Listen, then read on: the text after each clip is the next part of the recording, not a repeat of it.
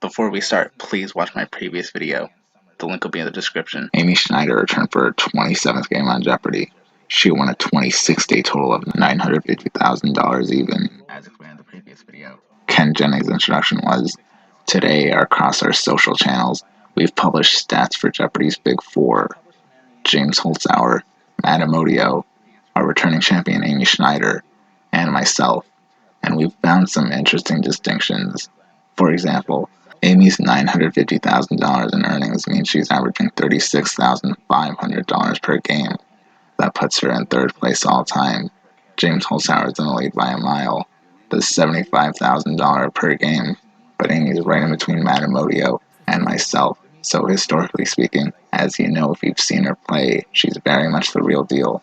I saw this on their social media, the Jeopardy publishing their Big Four. The more Ken Jennings mentions James Holzhauer, the more disappointed I am that I was never there to report on any of his games, let alone his long run and how much he earned in a single game.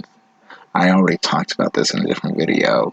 Just to add on to how painful it is as a Jeopardy fan, I was looking at James Holzhauer's 17th win and found that he already won over $1.4 million after 17 games. It's been nearly 3 years and I only saw him on the news. If only I got behind the microphone to voice just how amazing I thought his streak was. It's almost as if I'm being haunted through reminders that I report on Matt Amodio and Amy Schneider and not James Holzhauer. Jeff was on a streak. So many beautiful lights. Amy got the daily double, risked $2,000, got it wrong, and went back down to $2,200. Just anecdotes about dyslexia. Now, I've heard dyslexia, but you have a disability, which is the opposite of dyslexia. How does that work? Yes, it's called nonverbal learning disability, and the opposite of dyslexia is sort of a good pithy description because whereas many people with dyslexia have a talent for getting the holistic overall view of a situation, people with an LD, we say we can't see the forest with the trees, but we will see the trees with really intense detail beyond. Most neurotypical minds. Ken tells them, maybe it's a Jeopardy advantage. We got all the text right up there for you. We've got 30 trees right now. Here's where the twist comes in. The question right after the mini anecdotal interviews was about dyslexia. The question after the mini anecdotal interviews was, this billionaire at the Virgin Empire attached an article on how my dyslexia has been a great benefit to me in business. Right after Ken assured Jeff the non-verbal learning disability, the opposite of dyslexia, may be a Jeopardy advantage. It's not Jeff who buzzes in and answers, it's Amy. Amy Schneider's anecdote was about a spelling bee she lost when she was a kid. Amy Schneider from Oakland, California, has a spelling bee in her past. You were close to the national spelling bee. I was 2 spellers away and was just really convinced I was gonna make it, but the word Vorlage came up and Ken asks, Vorlage? Amy answers, Vorlage, it's a German word for the angle a skier is making against. Ken tries to tell her, don't give it away, what if it comes up in the game? Amy and the audience laugh as he asks this.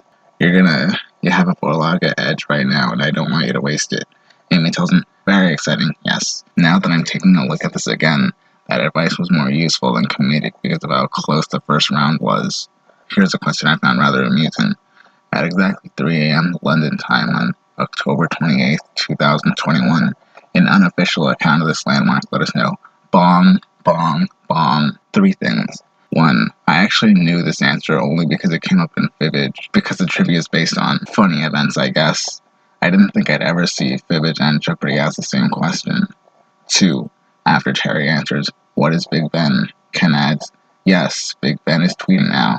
End of the question, it says, an unofficial account of this landmark. Go figure that out. And 3. October 28th is probably days before this episode was filmed. Alex Trebek's final taping was around Halloween of 2020 and was set to air 2 months later on Christmas Day. However, instead it aired on January 8th, 363 days before this episode aired. Amy ended the first round winning $5,400. Amy was actually in second place at just $200 under Jeff. Terry was in third place at $4,200. Ken points out that other than the daily double, the round was perfect. Anna Karenina. Amy got the daily double, risked $4,000, got it right, and went to $21,000. Amy got the third daily double. You were all looking for it, but Amy found it. She bet $2,000, got it right, and went to $22,600. The Cooper-Hofstadter paper about space and time superfluidity was co-authored by characters on the CBS show. The answer was the Big Bang Theory. Maya Bialik should have read that question. Actually, now that it's come up, Amy was actually the name of Mayim's character in The Big Bang Theory. It would have been that much more funny if Maya Bialik was hosting. It would have come up eventually, I'm sure. Amy ended up Jeopardy winning $25,400.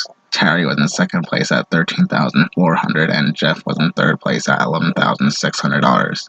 Not as pressuring as the end of the first round. The final Jeopardy category was historic buildings.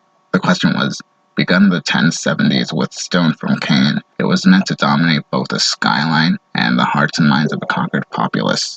I know the Leaning Tower of Pisa wasn't built, or at least completed until 1137, so that can't be the answer.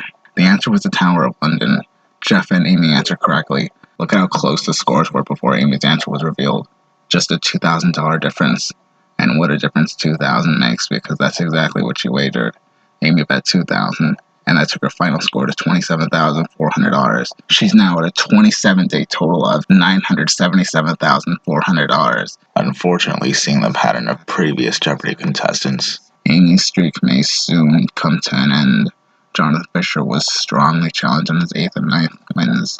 I specifically remember how close the gap was between Jonathan and Aaron Coningsby's score before Jonathan's answer was revealed, and he won by only $1 2 nights before he lost in a match that was already intense enough, and he was the only one to answer incorrectly before the night before he lost.